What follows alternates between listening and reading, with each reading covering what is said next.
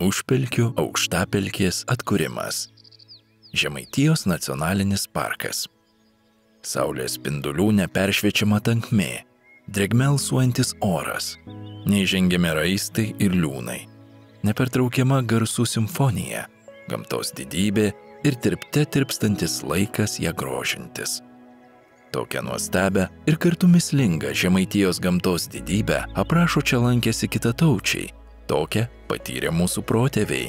Tokią tebegalime patirti ir mes, jei tik atkursime svarbiausių Žemaitijos gamtos perlus. Viena iš nebejotinai svarbiausių šio krašto vertybių – Žemaitijos nacionalinio parko Užpelkių telmologinio draustinio aukštapelkė.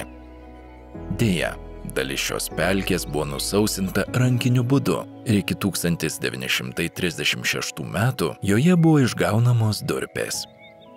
Vėliau durpių kasyba kurį laiką nevyko, o sovietmečiu itin intensyviai vykdant melioraciją Užpelkiuose vėl buvo atnaujinta durpių gavyba.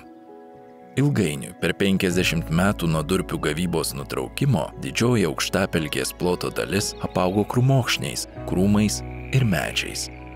Atviri perdžiūvusios durpės plotai skleidė didelį kiekį šiltnamio efektą sukeliančių anglies dioksido dujų. Joje negalėjo atsikurti būdinga augalija ir gyvūnija.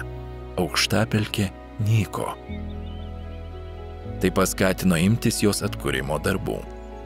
Šiandien palaipsniui atsikurianti aukštapelkė yra tinkama vieta Lietuvoje ir visoje Europoje saugomiems skiauterėtiesiems tritonams, plačiosioms dusioms, dvijuostėms nendredusiems ir šarvuotosioms skėtėms.